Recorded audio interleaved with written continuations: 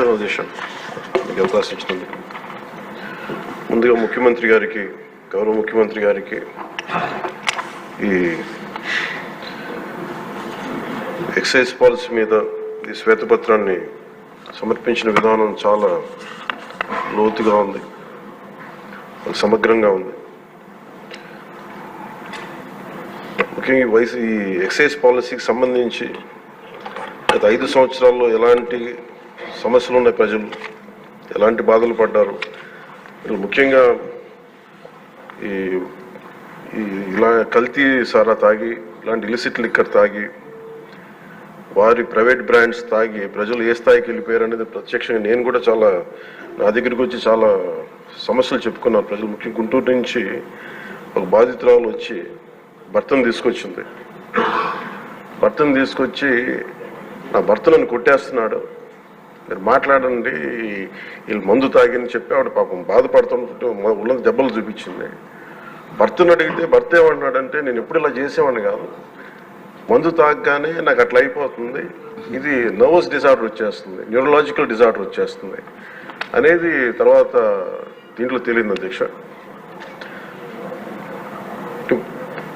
ఒకసారి అంటే ఇది ఇంకా విష్ణుకుమార్ రాజు గారు చెప్పినట్టుగా ఇది ఇంకా 3,000 కోట్లుగా చాలా లోతైన దోపిడీ జరిగింది. దీంట్లో లాస్ ఆఫ్ కన్సిడరబుల్ రెవెన్యూ దాదాపు 18,860 కోట్ల 51 లక్షలు అనేది ప్రాథమికంగా తేలింది. దీంట్లో అంటే ప్రజలకు కావాల్సిన డబ్బు, ప్రజలకి రావాల్సిన డబ్బు ఇవన్నీ కూడా ఎక్కడికి వెళ్ళిపోయినాయి.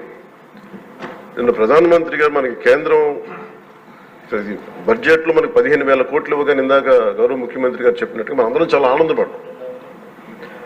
అంటే దీంట్లోనే నిజంగా ఈ 15,000 చిల్లర కోట్లు మనకు వచ్చిందంటే అసలు క్యాపిటల్కి ఇబ్బంది కూడా ఉండేది కాదు.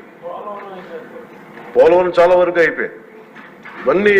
ఇవన్నీ పక్కన పెడితే అధ్యక్ష, నిన్న రివ్యూ చేస్తా ఉంటే ఒక 20,000 తీసుకున్నాడు ఒక అధికారి, మన ఏసీబీ వాళ్ళు తీసుకున్నారు, ఇంటర్ డిపార్ట్మెంట్ ఏమన్నా డిపార్ట్మెంటల్ ఎంక్వైరీ చేస్తాం అని చెప్పేసి ఒక రివ్యూ ఏదో కేసు గురించి చదువుతా ఉంటే తనకి కాంపెన్సేషన్ రావాలి, తనకి కోర్టుకి వెళ్ళారు. అది మాట్లాడుతున్నా ఒకటే అనిపించింది, ఒక చిన్నపాటి ఉద్యోగి తప్పు చేస్తే 20,000 రూపాయలు లంచం తీసుకున్నాడని చెప్పి లంచం తీసుకున్నందుకు ఏసీబీ ఎంక్వైరీ ఉంది, లేదంటే డిపార్ట్మెంటల్ ఎంక్వైరీ ఉంది.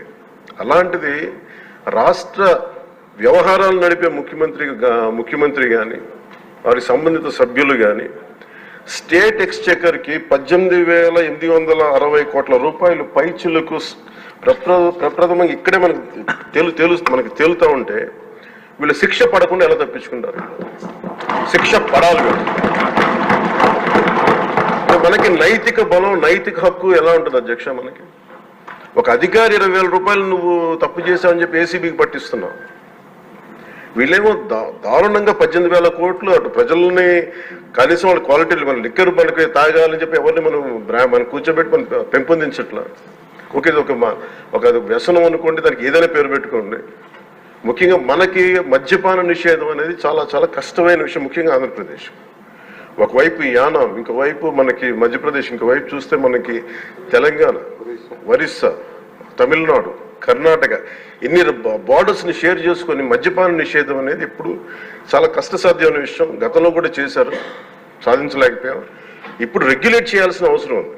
ఇందాక గౌరవ సభ్యులు బుచ్చయ్య చౌదరి గారు చెప్పినట్టుగా, ఒకటి స్టేట్ ఎక్స్చెకర్కి లాస్ జరిగింది, ప్రజలకి ఆరోగ్యానికి హాని జరిగింది. దాంతోపాటు అసలు ఈ వ్యసనాన్ని తగ్గించే పరిధిలో కూడా కొంత ఉండాలి, కొంత బడ్జెట్ కేటాయించాలి. ముఖ్యంగా డీ అడిక్షన్ సెంటర్స్ కానీ వీటితో పాటు కేటాయించాలి. అది కూడా సూచన బుచ్చయ్య చౌదరి గారు చెప్పిన సూచన కూడా మనం పరిగణలో తీసుకోవాలి అధ్యక్ష. ఎందుకంటే రేపొద్దు మనమే కనుక 18,000 కోట్లు ప్రస్తుతానికి వస్తే దాంట్లో కనీసం ఒక సర్టెన్ శాతం, ఒక 10% అంటాం, ఎంత పర్సెంటేజ్ పెద్దలందరూ కూర్చొని, విఘ్నులందరూ కూర్చొని దాంట్లో కొంత డీ అడిక్షన్కి దాన్ని ఖర్చు పెట్టాలి అధ్యక్ష. కేవలం దాన్ని ఆదాయంగా చూడకుండా అట్లీస్ట్ ఒక 10% డీ అడిక్షన్గా దాన్ని డీ అడిక్షన్ సెంటర్స్ ఖర్చు పెట్టాలి. కానీ అన్నిటికంటే కూడా ఈ రోజున మన గౌరవ ముఖ్యమంత్రి గారు చెప్పింది, వీళ్ళని ఎలా ఇన్వెస్టిగేషన్ అంటే అలిగేషన్స్, దీంతో ఎండ్ అయింది ఈ ప్రజెంటేషన్. ఇదే కనుక ఈ రోజున మనకి క్లాప్ మిత్రాస్కి ఈరోజు డబ్బులు లేక, వారికి అలాగే పంచాయతీ బోర్డులో దాదాపు 9 నెలల నుంచి మనకి జీతభత్యాలు లేక ఒక 59 మంది నలిగిపోతా ఉన్నారు. అలాగే ఫీజు రీఎంబర్స్మెంట్ లేక విద్యార్థులు నలిగిపోతా ఉన్నారు. స్టేట్ ఎక్స్చెకర్లో డబ్బులు లేవు. కానీ అందరూ ఇన్ని కోట్లాది మంది జీవితాలతో ఆడుకుని వీళ్ళ చేతుల్లో మటుకు ఇన్ని వేల కోట్లు దాదాపు విష్ణుకుమార్ రాజు గారు చెప్పినట్టు 30,000 కోట్లు వెళ్ళిపోయాయి. 18,000 కోట్లు ముందస్తుగా తెలుస్తుంది కానీ ఇంకా లోతుగా చూస్తే అది చాలా పెద్ద ఇది స్కామ్, ఇది దోపిడీ. వీటిని కనుక మనం వదిలేస్తే తప్పు చేసిన వాళ్ళని గత ప్రభుత్వం సంబంధించిన ఇది ఇట్స్ నాట్ అబౌట్ వెండేటా, పగా ప్రతీకారం కాదు, కానీ వీళ్ళని స్వేచ్ఛగా కనుక వదిలేస్తే వాళ్ళ అదృష్టవశాత్తు ఈరోజు వాళ్ళకి లేరు. వాళ్ళు కనుక ఉండుంటే వాళ్ళకి నిజంగా వాళ్ళకి సమాధానం చెప్పాల్సిన పరిస్థితి ఉండేది.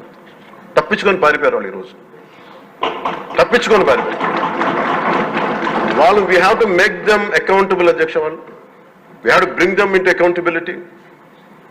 They have to be penalised. వాళ్ళు దయచేసి గౌరవ ముఖ్యమంత్రి గారికి నేను మీ తరపు నుంచి ఆయనకి తెలియజేస్తున్నాను అధ్యక్ష, దయచేసి వీరిని please we have to penalise them sir. వాళ్ళకి సరైన శిక్ష పడాలి సార్. వీళ్ళకి తప్పించుకోవడానికి కుదరదు సార్. లేదంటే రేపు పొద్దున ఒక ట్రాఫిక్ కానిస్టేబుల్కి బలం ఇవ్వాలి అంటే ఆపగలమంటే వాళ్ళు ఏమంటారు సార్ లోపల? నేను చిన్నపాటి కానిస్టేబుల్ అయితే నాకేమనిపిస్తే మీరు పెద్దోళ్ళు అయితే వదిలేస్తారు, మమ్మల్ని అయితే పట్టుకుంటారంటారు సార్. మనకు రూలింగ్కి, గవర్నెన్స్కి, అడ్మినిస్ట్రేషన్కి నైతిక బలం పోదు అధ్యక్ష. ఐ రిక్వెస్ట్ యూ, నేను మిమ్మల్ని ఉద్దేశించి అందరినీ హౌస్ మెంబర్స్ గౌరవ సభ్యులందరినీ గౌరవ ముఖ్యమంత్రి గారిని అడుగుతున్నాను అధ్యక్ష మీ ద్వారా. They have to be punished and they have to be penalised whoever they are. ఇది వెండేటా పగ ప్రతీకారాలతో కాదు, కానీ we promised that we will bring back accountability. We promised we are going to give a clean and clear governance. We have to live up to it. Thank you.